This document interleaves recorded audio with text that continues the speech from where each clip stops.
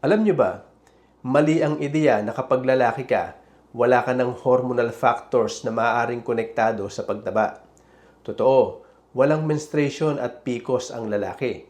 Pero may testosterone, estrogen, thyroid hormones at insulin din siyang may papel sa metabolism at body composition. Pero maging balance tayo. Aminin din natin, maraming lalaki ang lumalaki ang tiyan dahil sobra talagang kumain, kulang sa physical activity o madalas uminom ng alak. At sa kulturang Pilipino, karaniwang bahagi ng social life ang kainan at inuman. Ang alcohol mismo ay may calories. At kapag palaging mas mataas ang energy intake kaysa sa nagagamit ng katawan, pwedeng madagdagan ang body fat.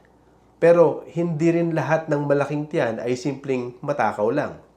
Ang obesity ay multifactorial.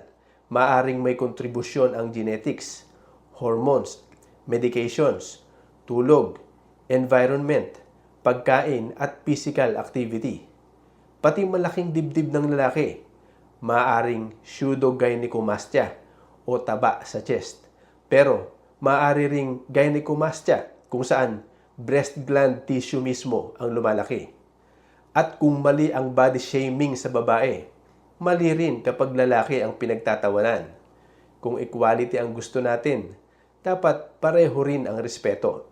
Hindi natin alam ang lifestyle, genetics o kondisyon ng kalusugan ng isang tao. Kung lifestyle ang problema, kailangang akuin at baguhin. Kung may medical factor, kailangang malaman at tugunan.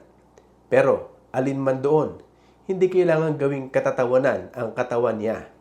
Bago tayo manghusga, sigurado ba tayong alam natin ang buong kwento?